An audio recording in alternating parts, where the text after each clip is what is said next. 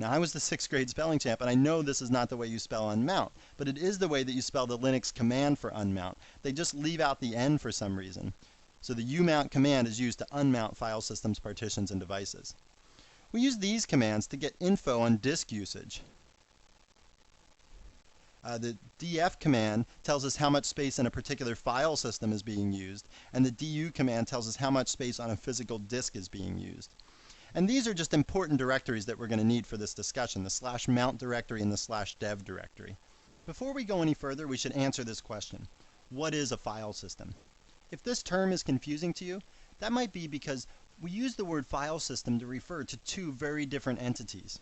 One of those entities is the directory structure of the computer, and we've seen some of this already. Things like /etc holds config files and /home holds users' home directories, things like that. The directory structure is practically the same on every Linux system. There are some minor variations, but not many. The other meaning of file system is the low-level organization that's used on the disk to store the files and directories. If you want to think of it like this, here's an example. The disk holds a bunch of magnetic impulses, right, like positive or negative charges, and these can be interpreted as zeros and ones. Well, the various file systems, of which some are X2FS, this is probably the most common one that you'll see, X3, which is an extension of that, the Riser file system. All these file systems, they can maintain the same directory structure, but what they do differently is they use different low-level data structures to interpret, the bits on the disk, if you will. I'm going to use the term file system to refer to both of these, and I'll just make it clear from my discussion whether I'm talking about a directory structure or whether I'm talking about the low-level organization of the disk. To do these commands that mess with the file systems and the partitions, we have to be the root user, so I'm going to switch over to be the root user. And then the other thing that we should check is to make sure that the directory where these utilities are located, we have to make sure that that's in our path. So you can see the makefs utility is in my path. It found it in the /sbin directory. Okay, and you'll see the fdisk command and the fscheck commands, they're also in the /sbin directory. Now first note that this is not the user sbin directory that we've seen before for other system administration utilities, it's just plain old /sbin. Okay, and another thing before we get going here is you have to realize that these commands can do some real damage to your system.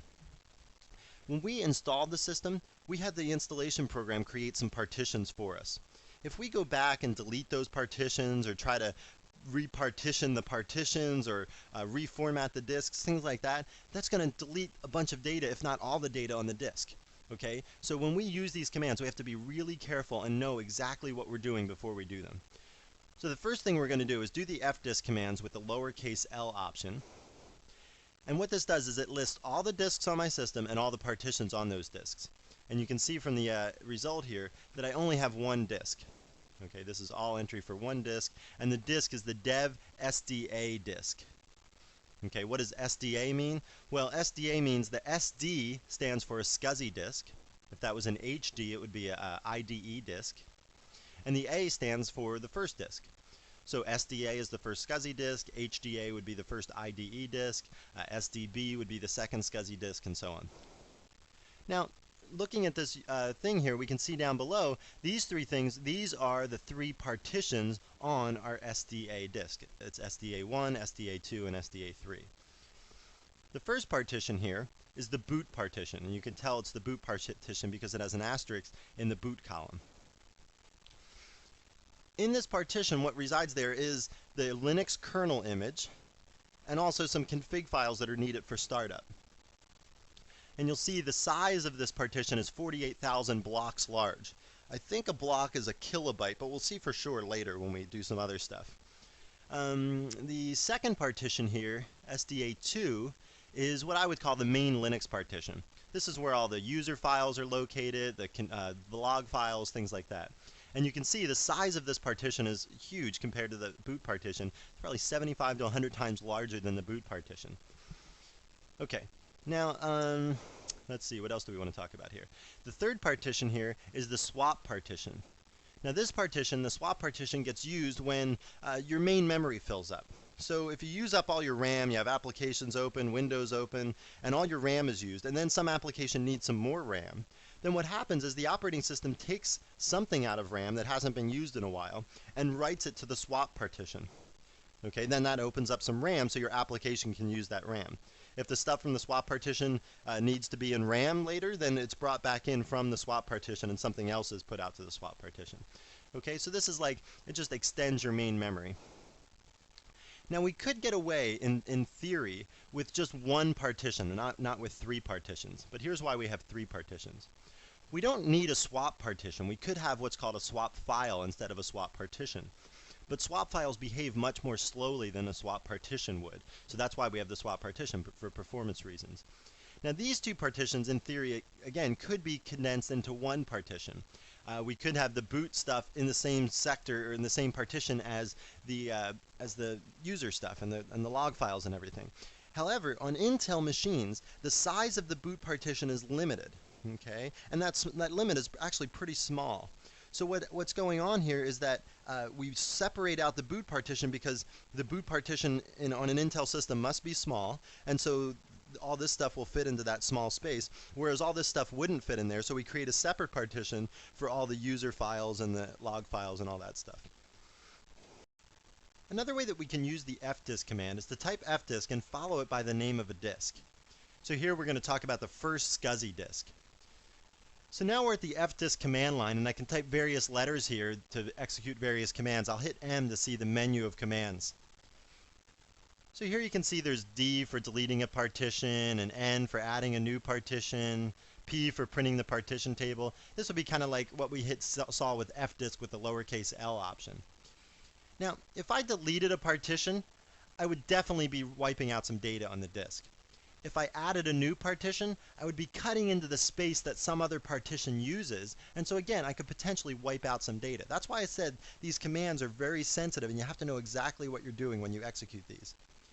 Now, one time when I would add a new partition for sure is when I added a new disk to my system. So say I plugged in a new disk. The first thing I would do would be add a new partition on that disk. Okay? After I do that, then what I have to do is I have to format the disk or make a file system on the disk. So let's look at how to do that. I'm going to quit out of the fdisk menu here, and let's look at the man page for makefs. Now makefs, this is what's used to build a Linux file system. And equivalently, this is called formatting a disk when you make a file system on the disk.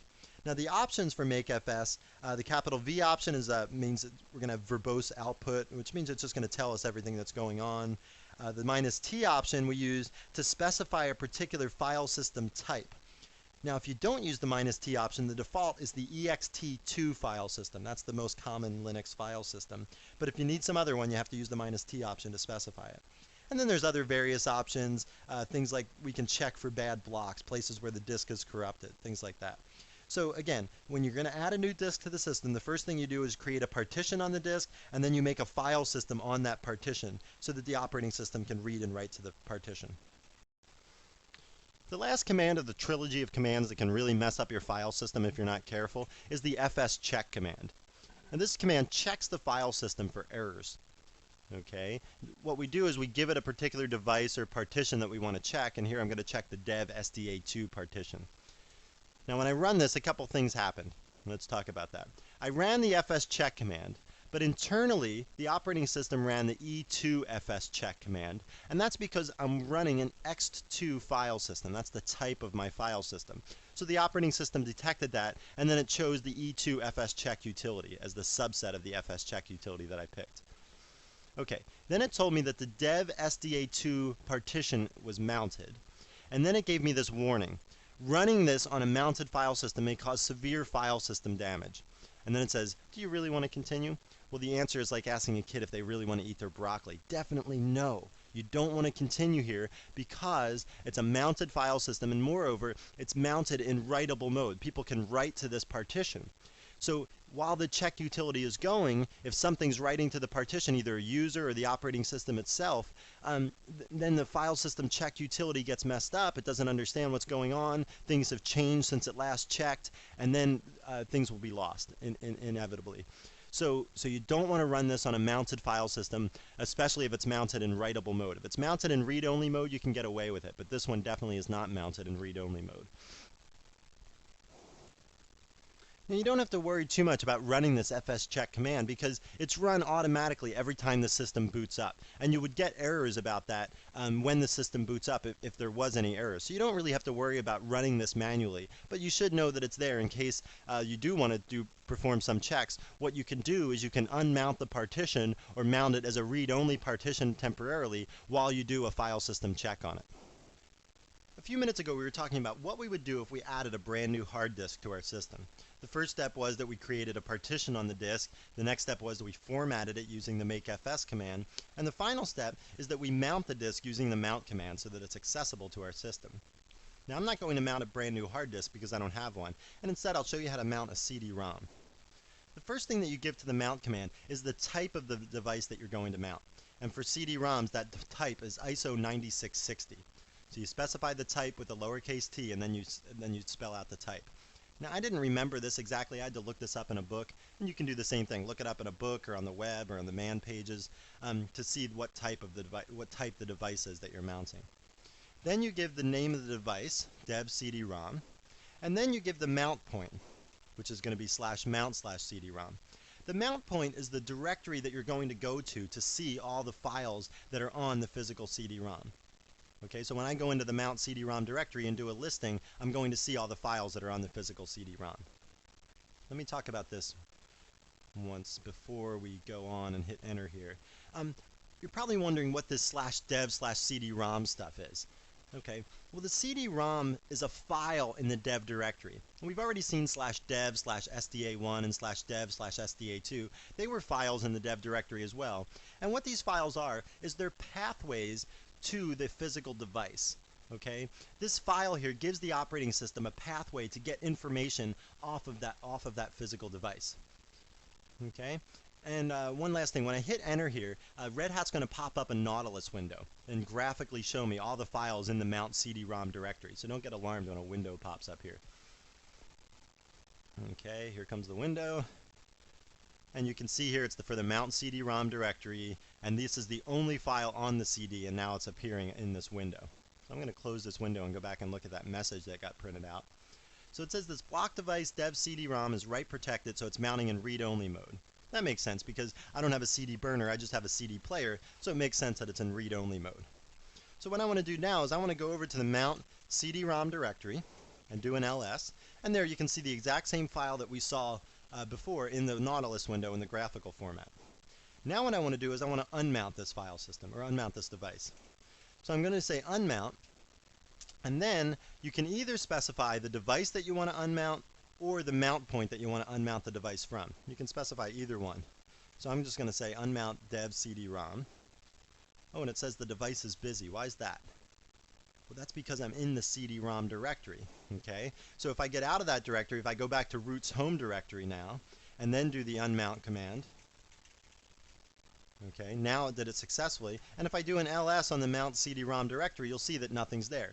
So this was temporarily linked, because I did the mount command, the mount CD-ROM directory was temporarily linked to the actual device. Then once I did the unmount command, then that directory was no longer linked to the device, so doing a listing in there was empty. Now, one thing I want to note is that in most Linux systems, when you put the CD into the CD player, the CD is automatically mounted. And this, I just set it up here just so that I could do it manually. I could mount and unmount it manually because I think that's a valuable skill that you should have.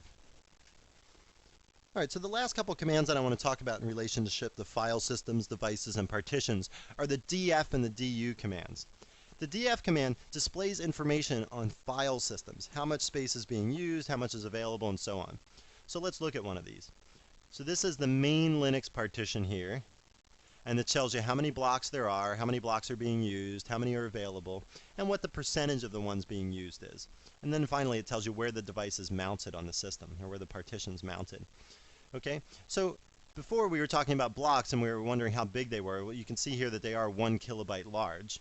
And the way that you would use this is you would just monitor with df every once in a while and look at your partitions, see how much space is being used in this used percentage column. If this number was like 99% for dev SDA2, I would do one of two things. One, I would get on the phone and call a retailer and say, FedEx me a new disk because I'm running out of space. Or two, I would go around and try and investigate and see exactly what is hogging all the space up. If this number jumped from 45 to 99 in one day, I would be alerted, and I would try and find out exactly what caused that. And probably it's something in error, right? It's some process out of control writing to some file. If it's slowly creeping up every week, it goes from 45 to 46 to 47 to 48, and eventually it's at 99, then that's probably like usage that is just good usage. And when it got to 90 is when I should have been ordering the new disk, not when it got to 99 and I was in a rush. Okay. Now another way that you can use the df command is with the human readable form, the lowercase h option.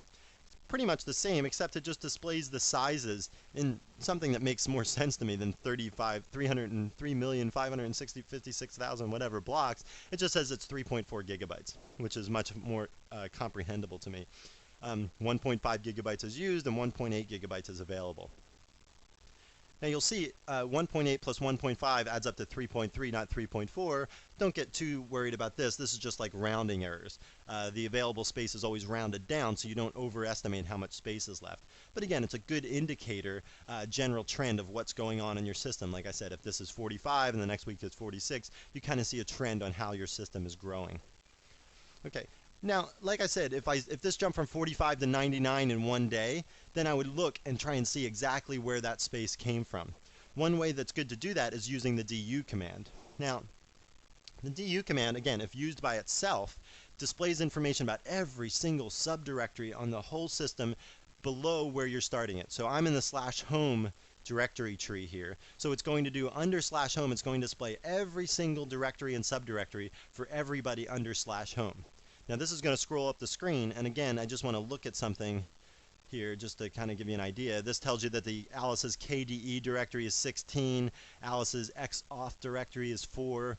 Now what are these sizes? Again, they're 1 kilobyte blocks, so you could just display it in human readable form again with the -h option. Du is the same sort of option with the lowercase h. And then you see that it's 4 kilobytes for the XAuth directory and 16 kilobytes for Alice's KDE directory and so on. Now, so what it does here is it lists all the subdirectories for Alice, and then finally here it lists Alice's grand total. In some sense, that's the only thing that I want, right? If I just want to investigate and say, well, who's eating up the most space of all the users, and I can try and determine who has that big file that's being written to or something. So in some sense, this is all I want to see, and the du command gives me the ability to do that. So what I do here is I use the max depth option. Okay, and I say max depth equals 1.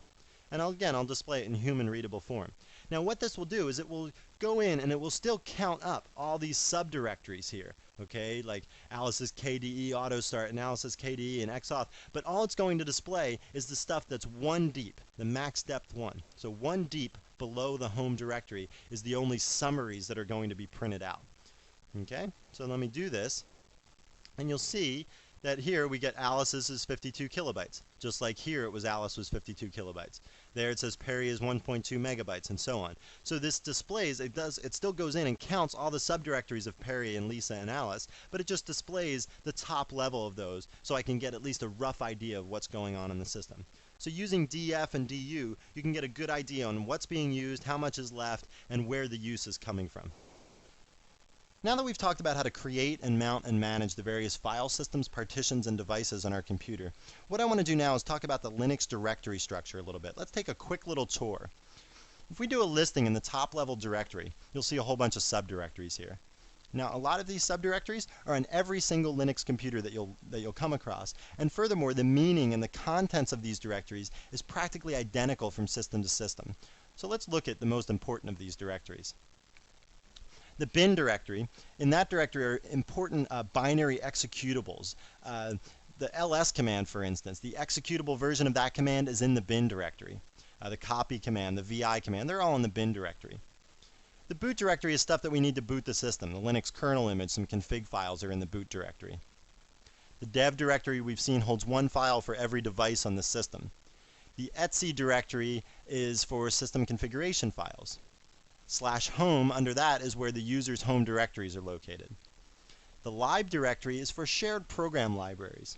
A lot of commands and utilities in the Linux system, they share some common code, and that common code is in the lib directory. The mount directory is where we mount removable media, things like CD-ROMs and floppies. The op directory is where we would install optional software. So if you had some prepackaged game or spreadsheet that you wanted to install, you would do that in the op directory. The proc directory is where we store information on processes on the system. We'll talk a lot more about that in some other nugget, so we'll just leave it at that for now. Under the root directory is the root user's home directory. System administration utilities are in the sbin directory. /temp is just for temporary storage. Any user can write to the temp directory. The var directory is for variable data, things like log files or users' mail directories, things that change over time.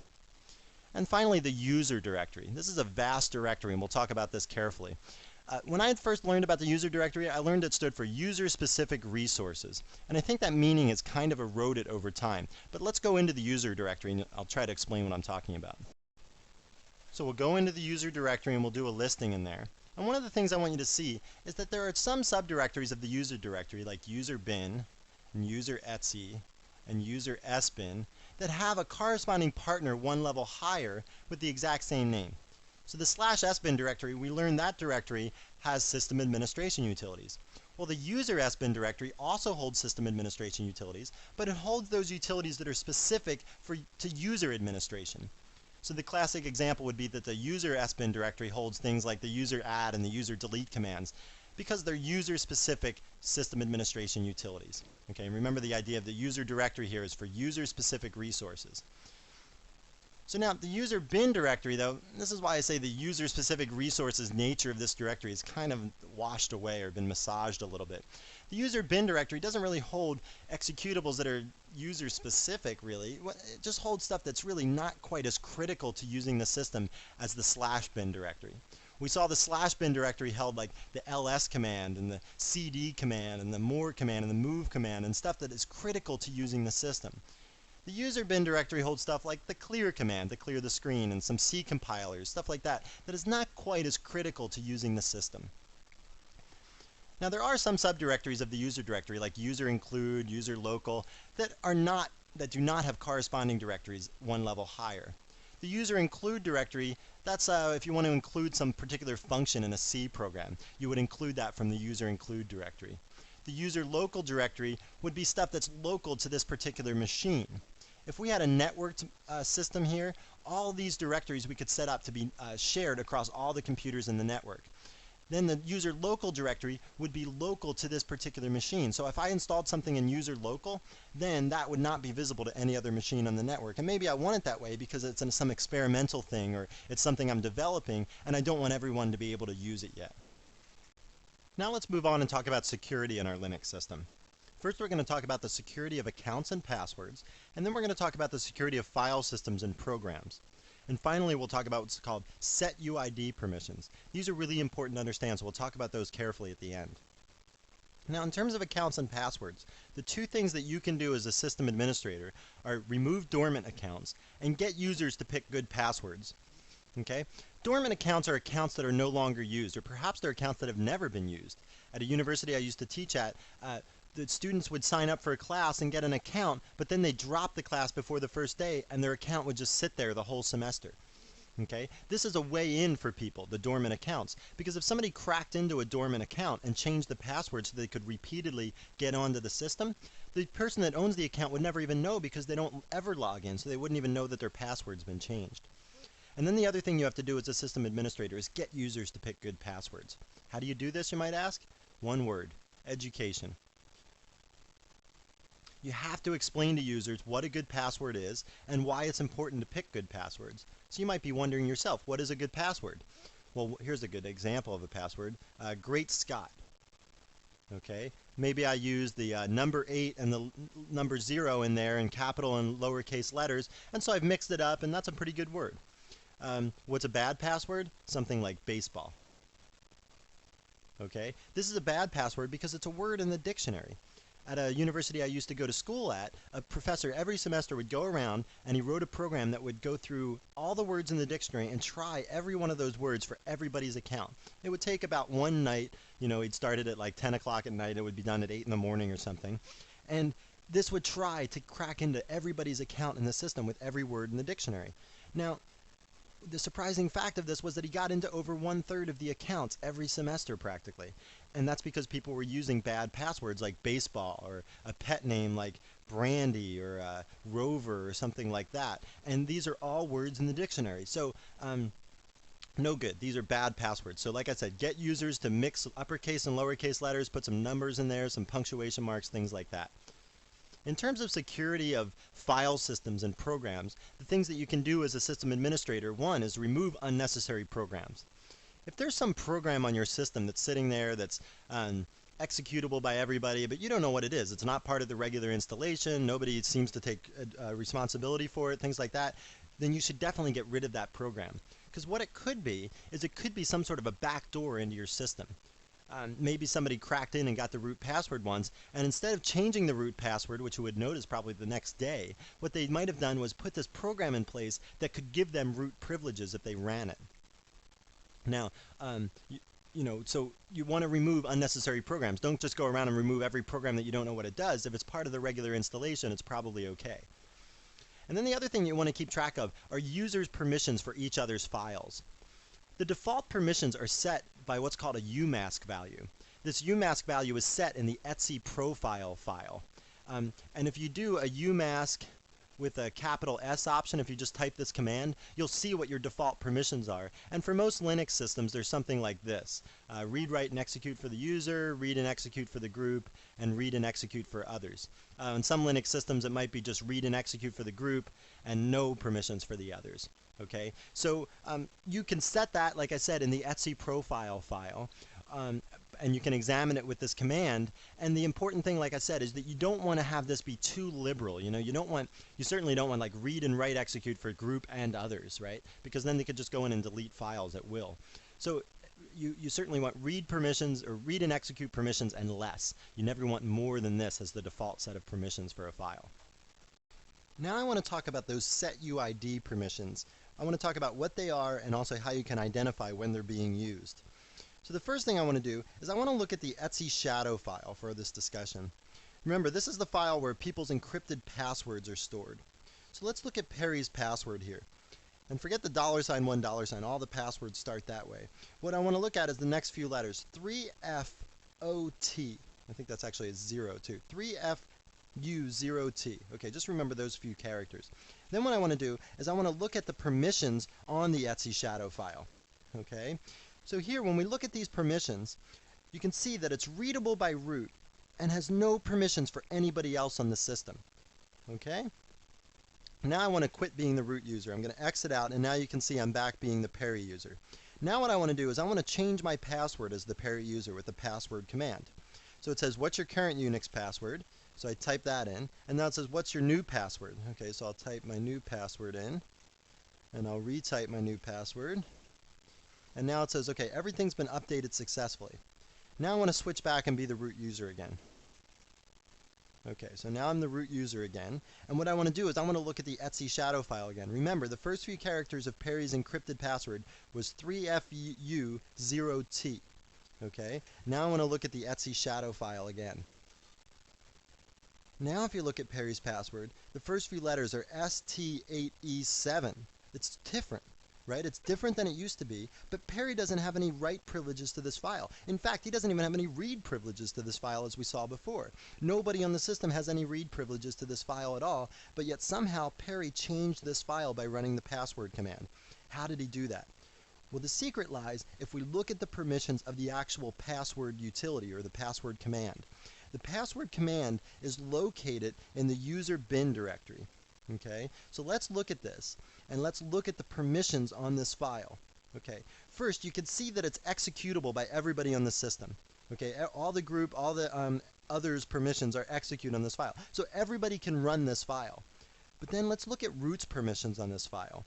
Root can read this file and also S this file. What does S mean? Well, S means that it has setuid permissions. So what happens is, when a normal user runs this program, and they're allowed to run the program because it has execute access, when they run the program, at some instant in the program, when they need to write to this file to change the encrypted version of the password, they are setting their user ID to be the user ID of the file, which is root. So all of a sudden they have root access for that instant when they write the file. That's what the S stands for, that for some instant you get the root access to this file. Okay? Now, in old Unix systems, this was a real security flaw, because what people would do is they would run some command that had set UID permissions, and then what they would do is they would suspend operation right in the middle somehow. And then, since they suspended operation right in the middle, they would have root access to do whatever else they wanted on the system. Okay, so that was an old security flaw. Now it's been pretty much cleaned up, and anything that has set UID permission, if it's a user, like if it's a regular Unix utility, then it's okay, all right? But if you see some other utility in the system, some unnecessary program, like we were talking about those programs that you should remove from the system, if you see some unknown program and it has set UID permissions, then you should definitely get rid of it, because probably it's been set up as some sort of a backdoor into your system.